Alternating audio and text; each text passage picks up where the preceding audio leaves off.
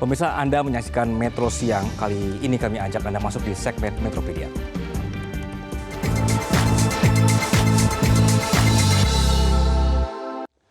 Belakangan ini kata intelijen jadi trending. Ini gara-gara pernyataan Presiden Jokowi yang kemudian banyak dikomentari dan ditanggapi oleh berbagai pihak.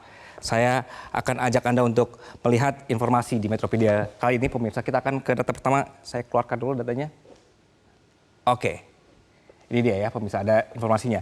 Jadi ini adalah informasi yang pertama. Kejadian pada Sabtu 16 September 2023 di acara Rapat Kerja Nasional Sekretariat Nasional di Bogor, Presiden Jokowi bilang dia punya data intelijen soal dalamnya partai itu seperti apa. Tahu arah partai-partai ini di pemilu nanti seperti apa.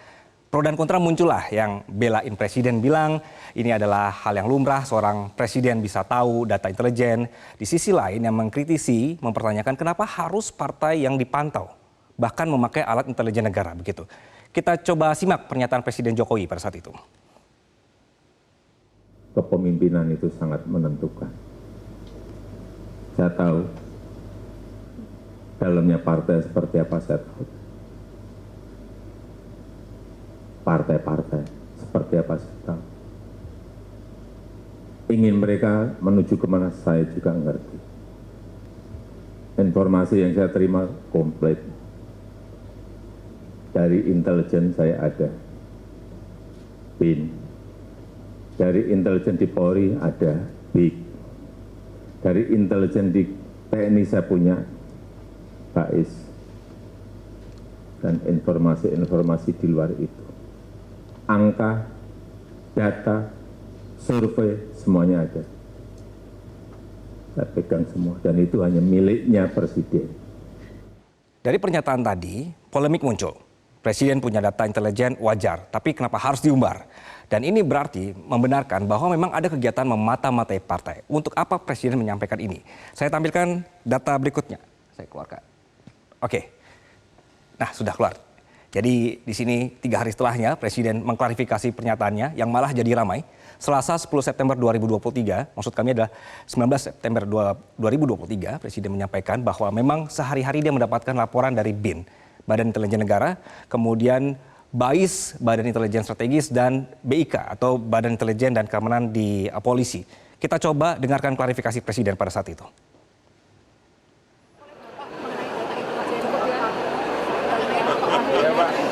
Biasanya itu secara rutin mendapatkan laporan mengenai hal yang berkaitan dengan politik, yang berkaitan dengan ekonomi, yang berkaitan dengan sosial, selalu mendapatkan informasi baik dari intelijen di BIN, di BAIS, mengenai keamanan, di kepolisian BIK, atau dari aliran dana dari PPATK, semuanya saya dapat.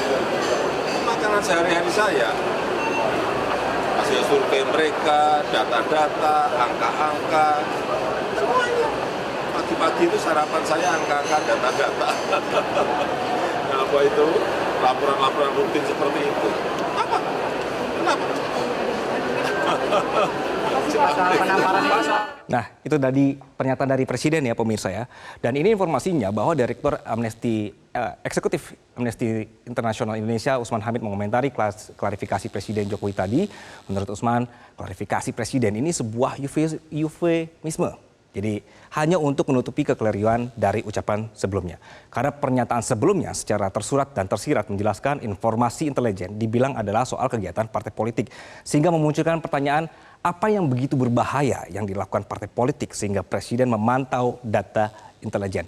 Informasi selanjutnya coba saya tampilkan, tapi saya cari petunjuknya dulu, mungkin ada di bawah kursi. Oke. Nah, itu benar ya, ada informasi di belakang sana. Baik pemirsa, informasi ini berkenaan dengan skandal Watergate. Ini adalah salah satu kasus menggambarkan bahayanya Presiden yang memakai data intelijen untuk kepentingan politik. Presiden Amerika Serikat Richard Nixon ketahuan sengaja memata-matai partai lawan supaya dia bisa terpilih lagi.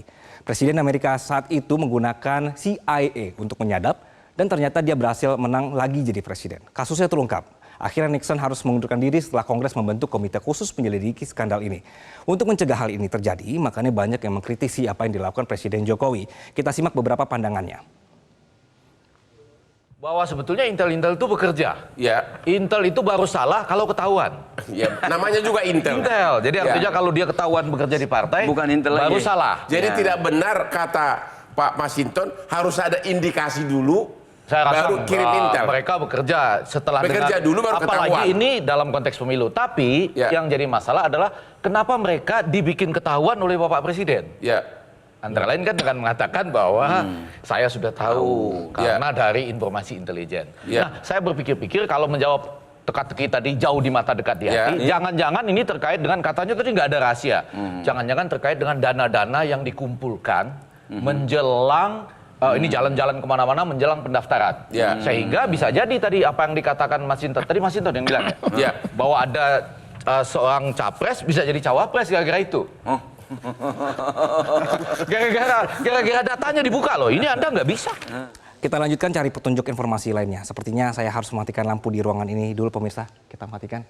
Karena tadi saya sudah cari-cari informasi sekitarnya. Oke, ini dia. Saya coba sinteri ultraviolet ya. Ini informasi terakhir pemirsa. Jadi peneliti BRIN ini minta DPR bentuk pansus untuk investigasi.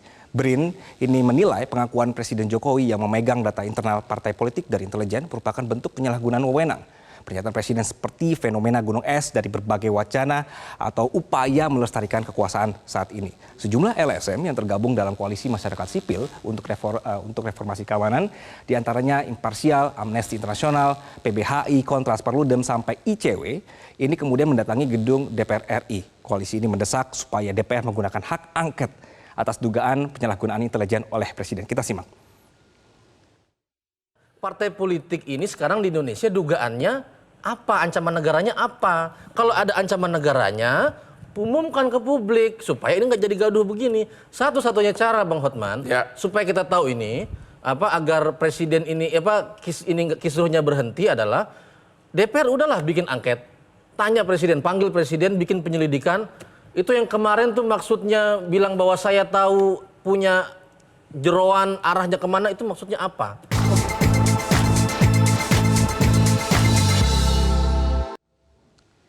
Dah, itu dia. Kita hidupkan lagi ruangan ini.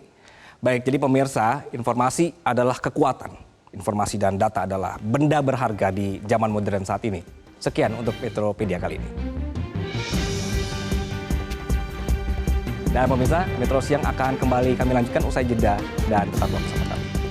Jelajahi cara baru mendapatkan informasi. Download Metro TV Extend sekarang.